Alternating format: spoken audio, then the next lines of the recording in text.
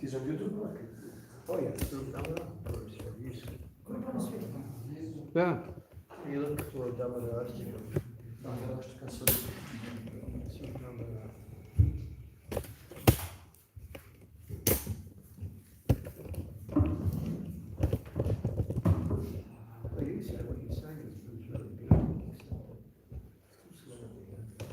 Okay, next time.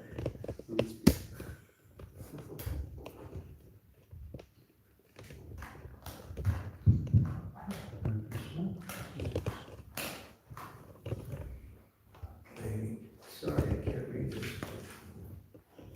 It looks nice.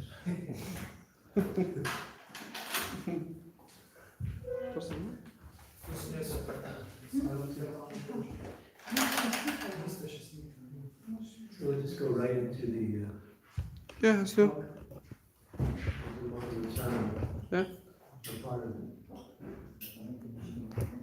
Om Agyantimirandasya Kiranjana Salakaya Chaksu Unskalitam Yena Tasmai Shri Guru Namaha Shri Chaitanya Velovistam Sthapitam Yenu Uttarasmai Rupa Vidammayam Dadanti Svapadantikam Vandeham Shikuram Shiyutapadekalam Shirurum Vaishnavam Sri Rupam Savijatam Sahagana Raghunatam Vikam Tam Sajivam Sadvaitam Savidutam Parichana Sahitam Krishna Chaitanya Devam Sri Radha Krishna Padam Sahagana Lalita Sri Krishna Kamvitam Scha Hey Krishna Karuna Sindhu Dina Bandhu Jagatate Gopesha Gopika Kanta Radha Kanta Namaste Tapta Kamsana Gaurangi Radhe Vrindavaneshwari Vrishabharu Sitidevi Pranam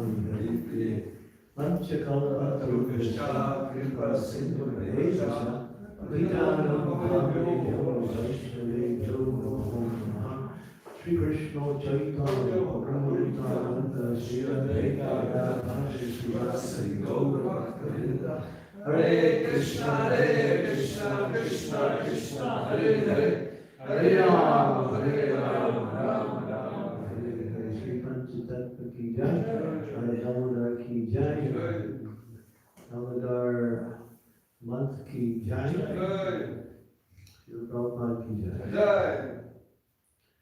So I think I was requested, or not requested, but ordered. Practically the same. To speak a little bit about Damodar.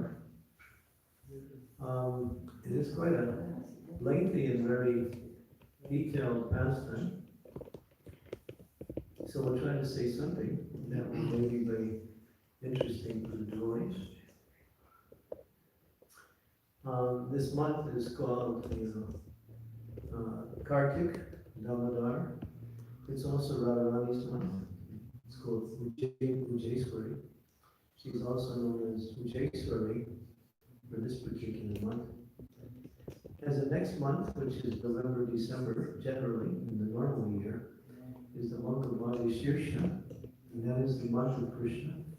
So before the month of Krishna appears, the month of Radharani is known as the month of Damodar also.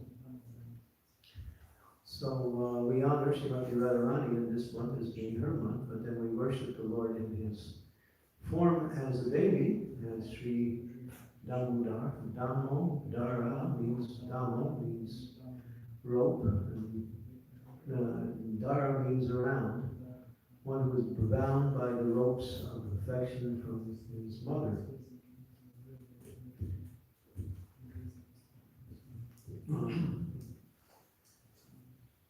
wood is dark.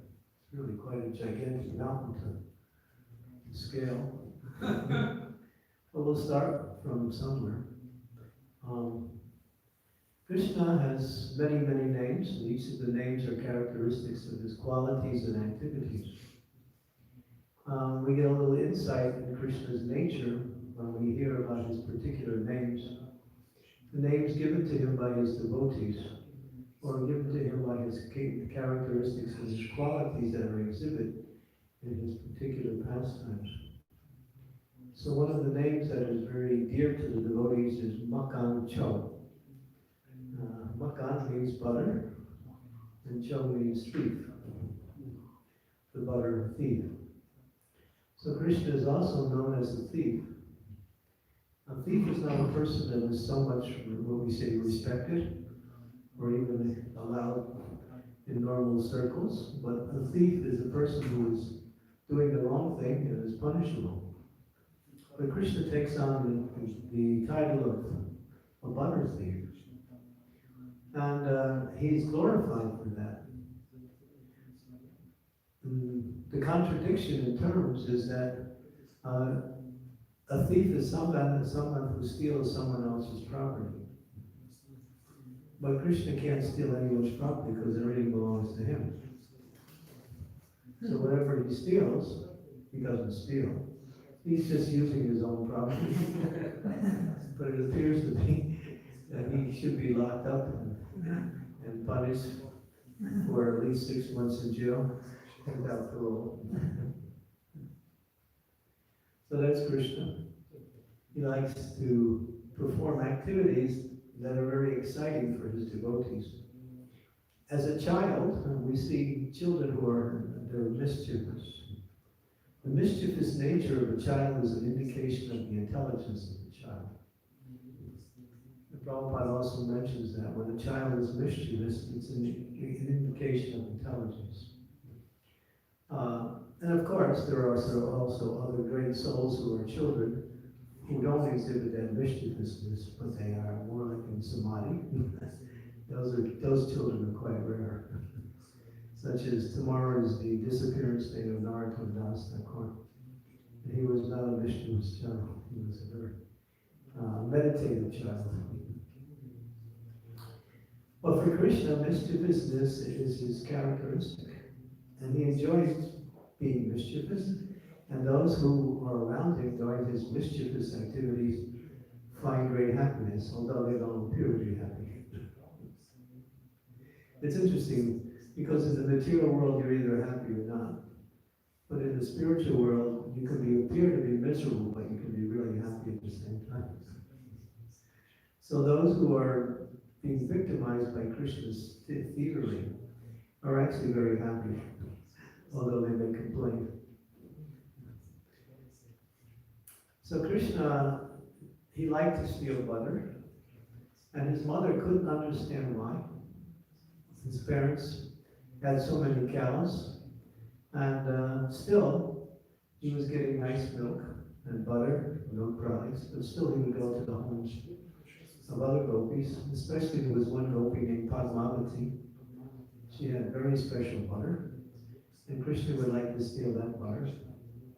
That's another story. We'll tell that. But Mother Yasoda became concerned. And so this particular day, where the pastime unfolds, is a special day also. It's the Diwali day. So Krishna stole butter on Diwali day. And it's 5 days of ceremonies that are centered around Diwali. The third day, or the middle day, 3 to 5, is the day of ceremonies honoring the appearance of Lord Ram back to his kingdom in Ayodhya. So the Bhagavatam explains, and the Acharyas also give commentary, that this day is the day that Krishna stole the butter. So it just so happens that Mother Yasoda was there, and Nanda Maharaj had gone for one ceremony, and Rohini and her child Balaram were also gone that day. Usually Rohini is always with Mother Yasoda, because they're like inseparable. And of course, Krishna and Balaram were inseparable. But this day, Rohini wanted to celebrate the Diwali day at the house of Upananda. Nanda Maharaj had four other brothers named Upananda, Sunanda, Nanda Nandana, and one more. He was Nanda, and then there's one more. So Upananda was the senior of all of them. Actually, he was meant to become the leader of the cowherd men in Vrindavan. But because Nanda Maharaj exhibited such saintly and glorious qualities, Upananda deferred the rule to Nanda Maharaj. So that's how it says that Nanda Maharaj was the king of Vrindavan. Although Upananda was the older brother and was meant to be in that position. Well, this shows Vaishnava culture, that there's no envy, no enmity, no trying to vie for position to get some prestige or some material gain. That Upananda could see that Nanda, his younger brother, who was the third of the five brothers, was more qualified in all respect. So he deferred everything to Nanda. And Nanda accepted that and became the king of Raj. And Mother Yasoda was the queen. Like that. She was considered to be Queen Yasoda, not just Mother Yasoda or Lady Yasoda. She was actually the queen in all respects. So that day, Rohini had taken her son Balaram to Upananda's house for a ceremony, and many of the maidservants that assisted Mother Yasoda were gone that day, except one maidservant. She stayed back. So that day, it's described how the day unfolds, where it begins, where Mother Yasoda is waking up from her rest, and Krishna is lying next to her, fast asleep. It's a very beautiful scene as it's described by the Acharyas, in the sense that we see how much love Mother Yasoda had for Krishna. She was constantly thinking of him and constantly acting in such a way that whatever she did was for his pleasure. There are many, many descriptions of how her mood of love was defined. She would say that he is my beautiful blue lotus, or my sapphire gem. She would call him that. So Krishna was fast asleep next to his mother, and his mother woke up. So very carefully, not to wake him up, seeing that he was still resting, she removed herself from the bed and started to prepare herself to get ready for the day's activities. So there was one maidservant there who was meant to assist her to make sure the bath water was just right and all of her clothes were ready to go, ornaments and so many other things. But somehow or other, Mother Yasoda on this particular day, she realized that now I am going to do everything for Krishna. Usually she got help from the maidservants, but today she wanted to do everything for Krishna, just to show her love for Krishna. And so, when the maidservant was assisting her in her bath and for whatever else she needed, Mother Yasoda kept saying, "Hurry up, hurry up. Come on, you're going too slow." So the maidservant was trying to do her best to assist, but Mother Yasoda was very eager to finish so she could get to her chores. Finally, it's described in very, very detail how she took her bath and received her clothes, and then she was ornamented so nicely. And then she decided to begin her day's activities.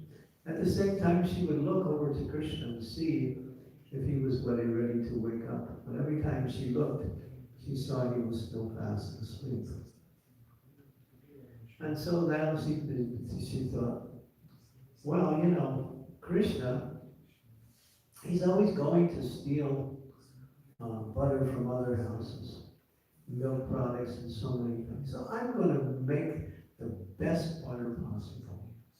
So Maharaj Nanda had how many thousand cows? 900. 900,000 cows. It's almost 1 million cows. 900,000. Now, how big is Mathura Vrindavan? It's 32 square miles if you measure it by geography. So 900,000 cows. And then there was also 1 billion gopis, 3 billion gopis, I'm sorry. And there was 1 billion cowherd boys. So in the area of 32 square miles. And I'm trying to use your material calculations, thinking maybe we can stack everybody on top of each other. But it wasn't possible. But Krishna, by his inconceivable potency, expanded this Vrindavan to accommodate everything. And then therefore everything looked normal, but still there was that many residents. So out of the 900,000 cows, they decided, we're going to have the best butter, best milk, best everything for Krishna. So they took the best 1,000 cows and milked those cows, and then took the milk of those 1,000 cows and fed it to the best 100 cows. And from the milk of the best 100 cows, they fed it to the best 10 cows. And from the milk of the best 10 cows, they found this one cow who was the best of all cows. The cow's name was Padma Ganga. Padma means lotus, and Ganga means fragrance, fragrant like a lotus flower. So they took that milk and gave it to that one cow. And that milk, when it was in the bucket, used to permeate the whole area with such a sweet aroma that everyone would think, wow, what is that? Can you imagine milk like that? It's not milk, it's actually pure ambrosio, nectar. So that was the milk they said is for Krishna only. The mother Yasoda took that milk, and of course, the thing is she put it on the stove to boil. Now, she also took part of that milk and was going to churn. She had actually made some yogurt from the milk the day before, because that's how they used to make butter in those days. When I first started my Krishna conscious career, still working on my career. It's not really going anyplace. I'm not going to change careers because there's nothing else optional.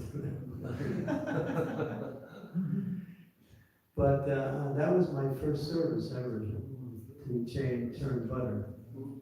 So the devotees in the barn in New Vrindavan would milk the cows, and they would bring me the milk.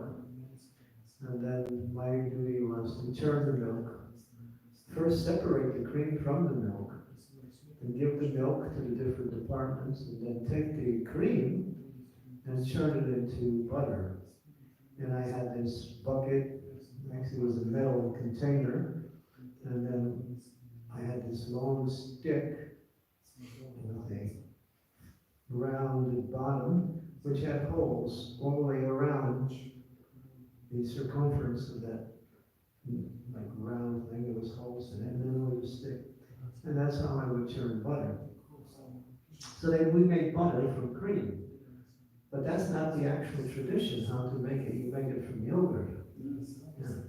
So after making yogurt, Mother Yasoda put the yogurt in a pot, and then she had the churning rod, and then she would tie ropes to the stick of the churning rod, and then that way she would churn. So it was like this. I used to go like this. It's a little different. I guess it's the modern way to do things. So now, she's thinking, all these maidservants, they're useless. So I'm going to make butter for Krishna today. It'll be very special. And that way he'll like it so much he won't go to other houses and steal. So now Mother Yasoda, she's absorbed in Krishna. So she can't stop thinking about Krishna. In fact, every once in a while she's churning, she's looking towards the area where Krishna is sleeping, just to see if he's waking up or not. And she wants to do everything nicely, not to wake him up, but at the same time she's eager to churn butter. And now she's, while she's beginning to churn butter, she's thinking, boy, Krishna, he is such a naughty person. And he's always giving, although he's the king of all the cowherd boys, he's also always giving the gopis a difficult time, the older gopis. You read some of the slokas written by Srila Rupa Goswami about Krishna's pastime with the older gopis, you'll be quite amazed. How Krishna used to tease the older gopis all the time. He would tease everybody. That was his way of showing love for his devotees. So now, the milk is on the stove, and she's decided, okay, I'm going to make butter. So she swish, swish, swish, swish. Now she's got earrings, she's got bangles on her. She's sitting on a choki, a little kind of like wooden stool, and she's churning the butter. Mother Yasoda, she has very big breasts, but her hips, but her waist is very slender. And and she's churning. But she's singing the glories of Krishna while she's churning. And there's beautiful, beautiful prayers that are mentioned of how she's thinking of Krishna's pastimes while she's churning butter. And every once in a while, she always looks over to see if Krishna's waking up or not. So now she's churning swish, swish, swish, swish, swish, swish, swish, swish, swish, swish, swish, swish, swish. And then all of a sudden, Krishna wakes up. And then he gets up. Now his eyes are half closed.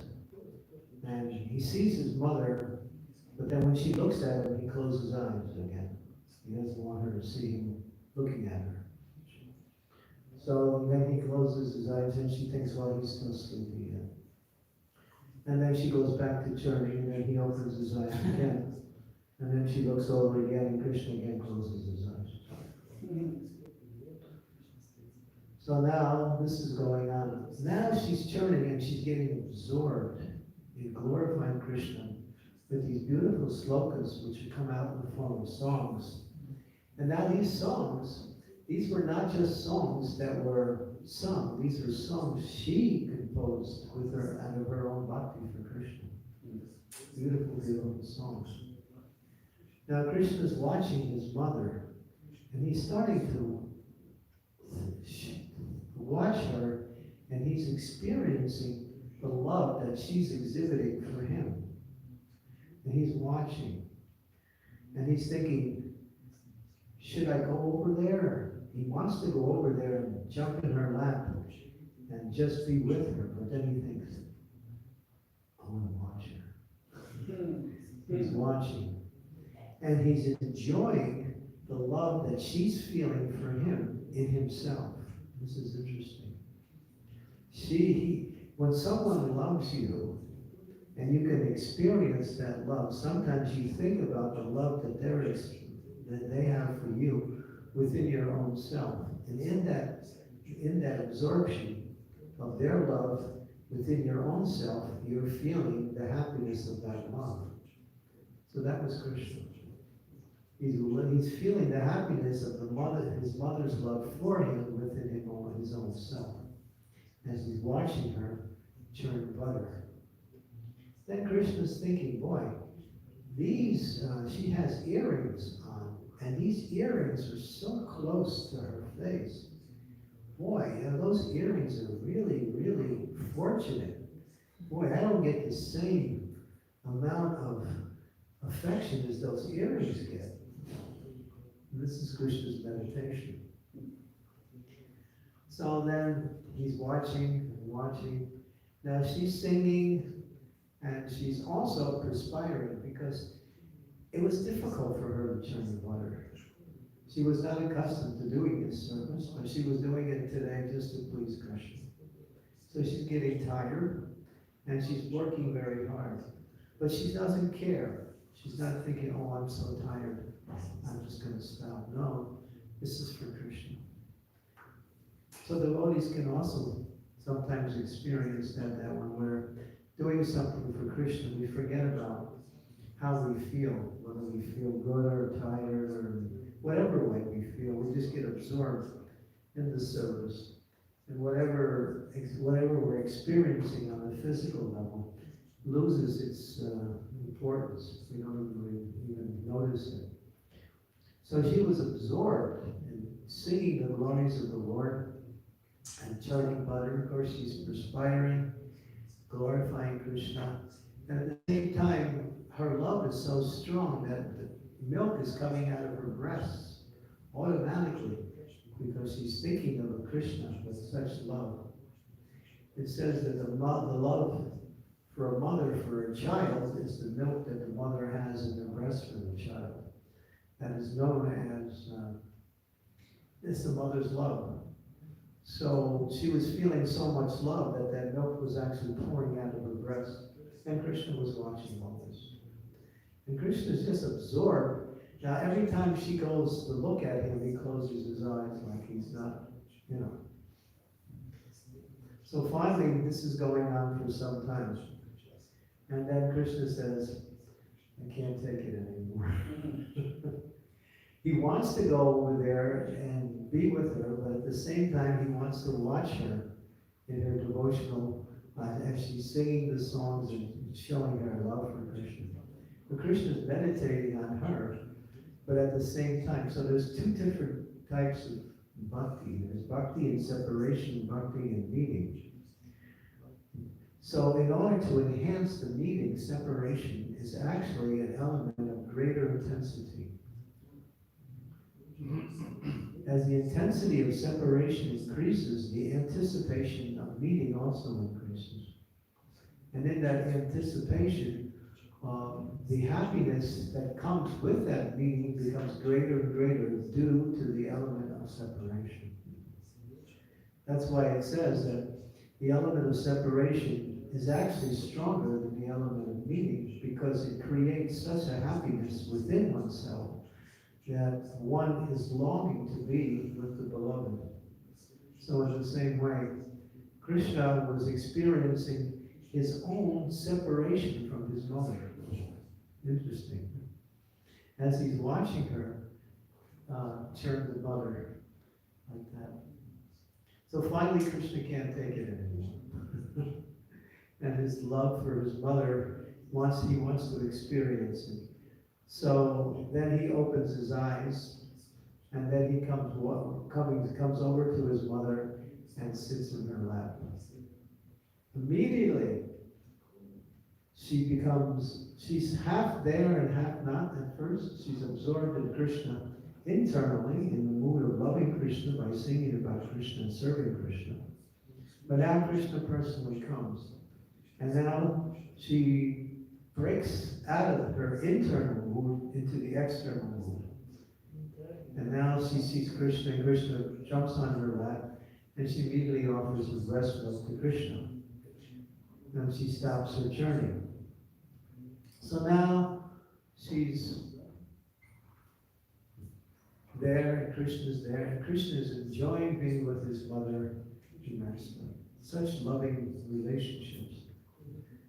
Then, what happens now, the milk that was on the stove decided to commit suicide.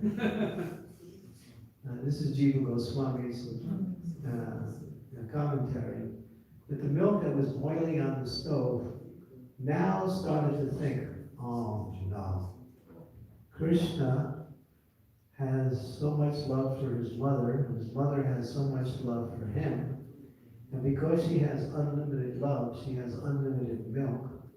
So what is the use of me? The milk was thinking like that. So the milk decided to commit suicide.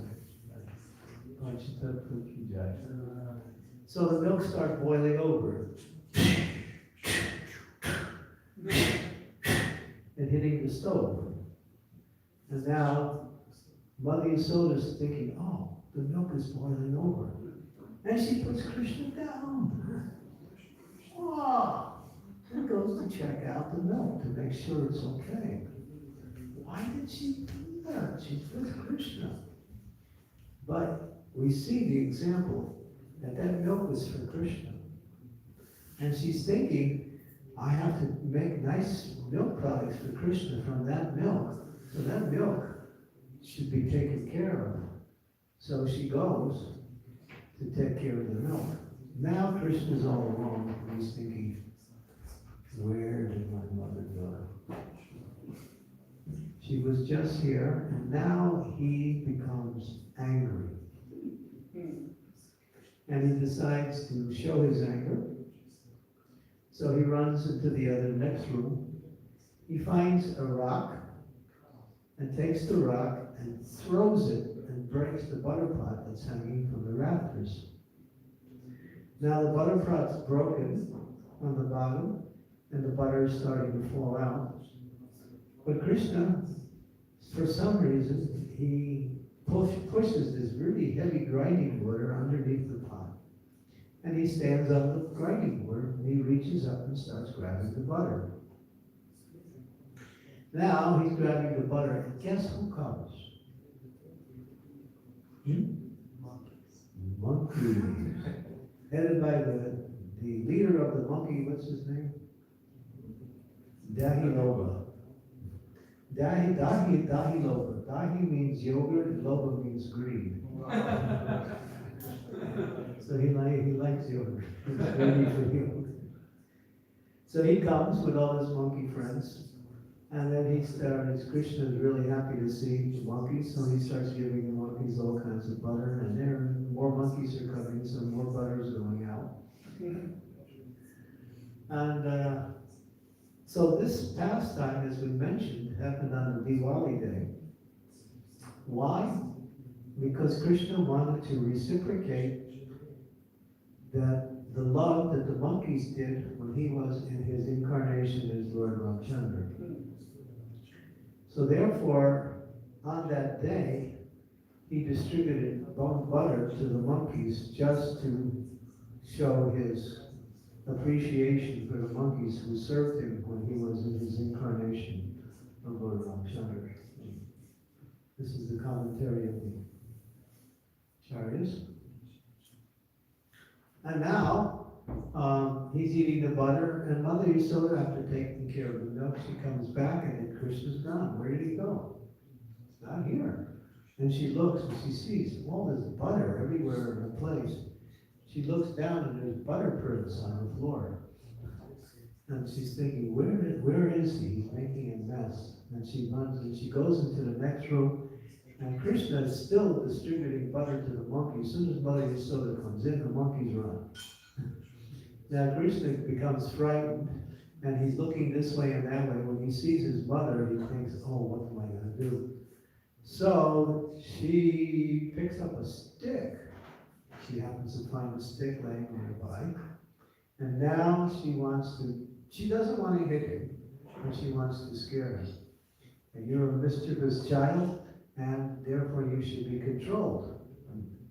Though Krishna doesn't like to be controlled. He's God. He controls everybody. Nobody controls him. But he's controlled by love. So that's the only power that works. And so Mother Yasoda picks up a stick, and Krishna jumps down from the grinding board and decides to make his getaway. Now she's coming after him with a stick, and she's running. Now Krishna's fast. So Mother Yasoda, she does pretty good for her size. Although she has big breasts and big hips. She's trying to run, but still she can't catch Krishna. And Krishna's running. Now this is an interesting little notation by the Acharyas, that Krishna is running in fear. Now, it says in the Bhagavatam, fear personified is afraid of Krishna. The wind blows out of fear of me. The death takes its toll out of fear of me. There are verses like that describing that all the elements in creation are under the power of Krishna's fearful energy, and therefore they do their service. So now that same person who creates fear in everybody is afraid of his mother. So now while she's running, now the ladies in those days, I don't know what happened to the ladies nowadays. The ladies in those days used to wear flowers in their hair all the time. And so Mother Yasoda, she had a nice decoration of flowers in her hair. And now while she's running, the flowers start discussing. Who is this Mother Yasoda who we're sitting on her head? She's running after the Supreme Lord, and he's running in fear. Boy, she must be a great personality. What are we doing on her head? We should be at her feet. So they start falling off her head onto the floor. This is Jiva Goswami again. So now, Krishna's running in fear. Some acharyas, or some commentators, not necessarily acharyas, say that Krishna was feigning fear. That means he was acting like he was fearful, but he was actually fearful. That was his mood, because he has so much love for his mother. In the role of a little child, he's afraid of his mother, who's about to punish him. So now he's running, and she's running after him. And of course it says in the Damodarastika prayer, she ran with greater speed.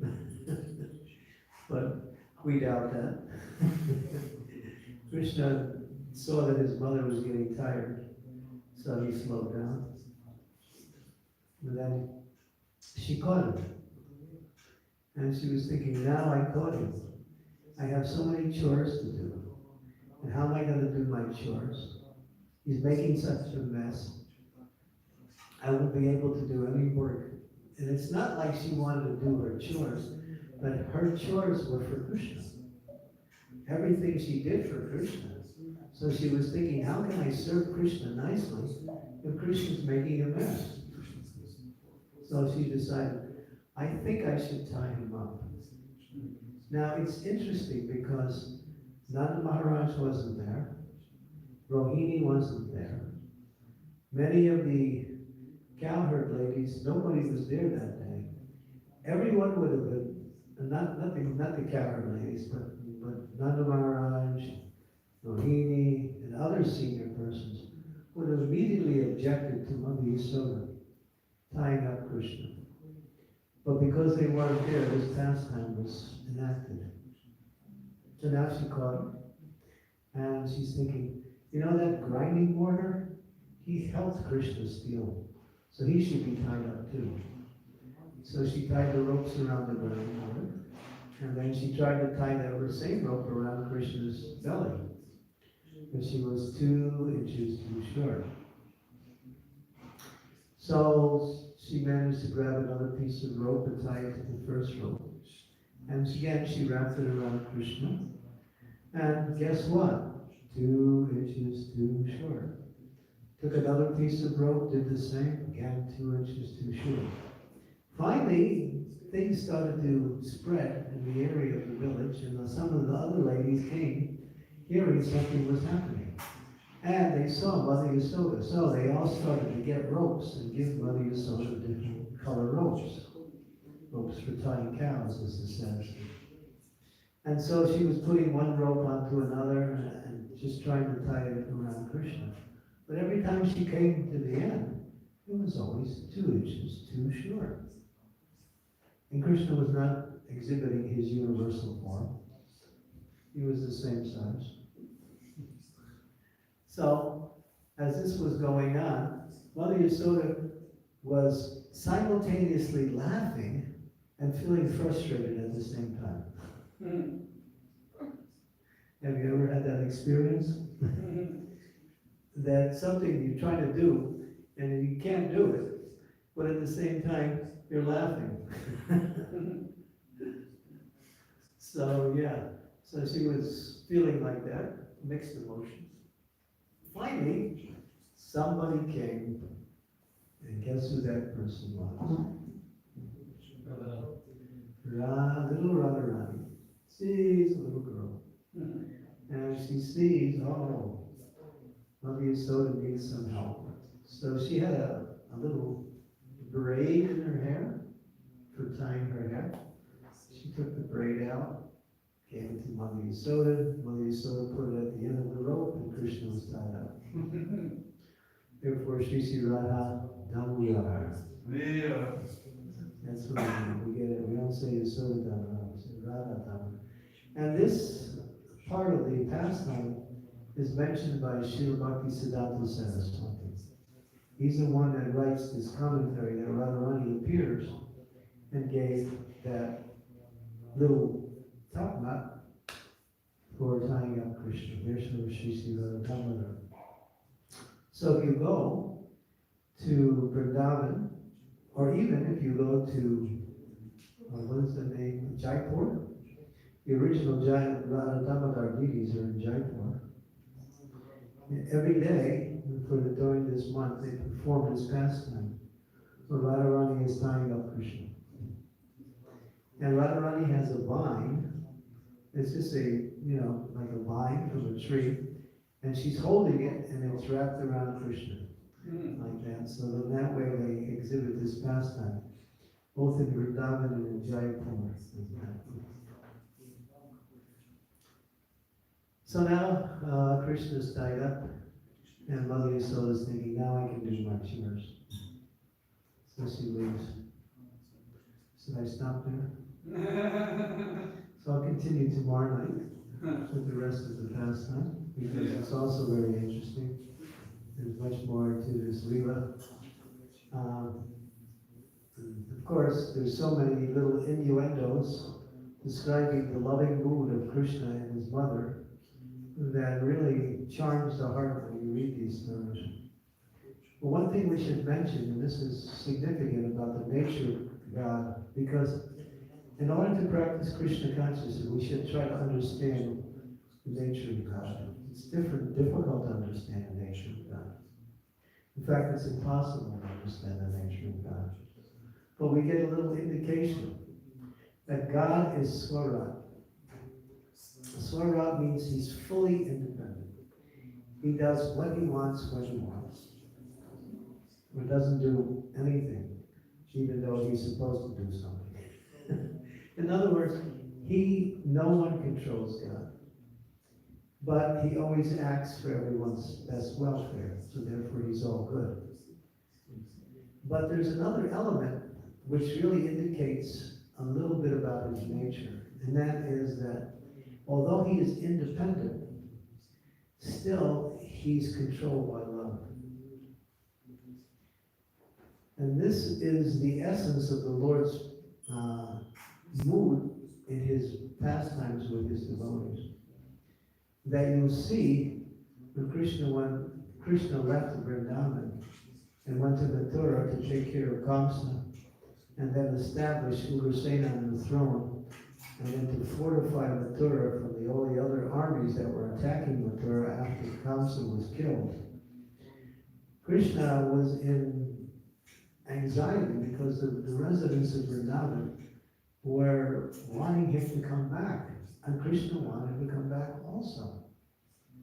But Krishna had this responsibility to make sure everything was going on nicely within the rule of Mathura, and at the same time there were many demons such as Shalva, Jarasandha, Mundraka, and many others that were harassing the devotees in different places. So Krishna had to stay out of Vrindavan so he could arrange for all these demons to be killed. Kalyavana was another one, so many demons were killed. But at the same time, the residents of Vrindavan were suffering tremendously because of the absence of Krishna. And Krishna was suffering equally feeling there a separation. So this mood that is exhibited in these pastimes is really interesting because Krishna is caught. He wants to be with the residents of Vrindavan because there's nothing like their love. And Krishna is the king of all lovers. But at the same time, Pavitranam Sadhanam Vinasanaya Chaduskritam Dharma Samstapanartaya Kam Sambhavami Yuge Yuge. He comes to reestablish saintly rule and destroy demoniac personalities. So he had to do all that. There was no one else that could actually do it at that time. Although he was empowering Ugrasena and all his armies, still they were no match for all the demons. There were so many. Jarasandha had millions and millions of soldiers. Kalyavana also, and Shalva. So many demoniac forces were all around, and many of them were attacking different places, especially Vrindavan. So Krishna at the same time was trying to protect the residents of Vrindavan, and at the same time kill all the different demons. So his separation from Krishna, from Vrindavan, manifested in a form what is the Sanskrit word is called sporti. Sporti means manifestation. That Krishna appeared in the hearts of his devotees as a manifestation of himself. They could see Krishna and feel his presence in their heart. But still, although he was there in that mood of separation, still they were in anxiety that he wasn't personally present. So there was like this contrary mood of feeling the presence of Krishna within themselves, and at the same time wanting Krishna's personal presence in Vrindavan.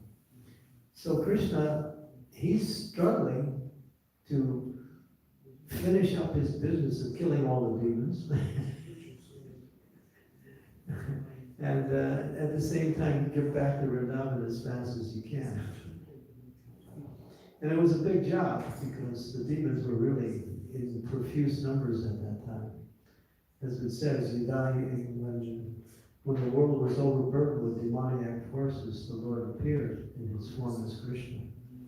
So those forces were there. Kamsa was the king, but once Kamsa was killed, Kamsa had many, many allies in the form of many of these demoniac soldiers, especially Jarasandha. And Krishna, when Krishna arranged to destroy the armies of Jarasandha, what he would do is that he wouldn't kill Jarasandha, because Jarasandha had so many soldiers that he would take some of his armies to attack Mathura, and Krishna would kill all the armies and leave Jarasandha without anybody else. And then Jarasandha would go back and get more armies and come. So that way Krishna could kill all his soldiers. So he did that 17 times. If he killed Jarasandha, there was no one else to bring the soldiers. And Jarasandha, one time after he was defeated 17 times, he thought, I'm just going to go into the mountains and meditate. But then some of his associates said, what's this meditation? You got to fight, come on. Your meditation won't do anything. Quit lamenting. Get back on the battlefield. So that played itself out with Jarasandha. And finally, he employed Kalyavana to help. Kalyavana happened to be this untouchable king, which actually was one son of a great soul. And Kalyavana, that was a whole other story. Kalyavana also had many, many soldiers and armies. But I'll tell that story another time. It's a big story also. That's the story of Muchikunda. Okay, so this is a little bit about Damodarasti. I don't want to stay too late tonight because the devotees have to go to sleep, especially this guy who's sitting on his vyasa.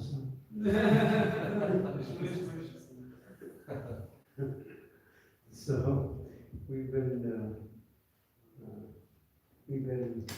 what do we say, more in tune with early to bed and early to rise.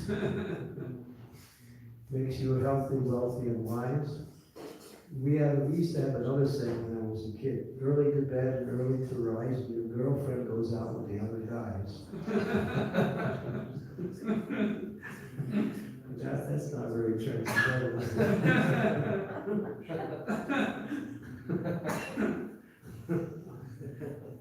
Anyway, when you're young, you think of all these stupid things. Okay, so thank you. And tomorrow we'll continue with Krishna being tied up and the pastime as it unfolds. Hariya. Srila Prabhupada ki jai, Srila ki jai, Radha ki jai.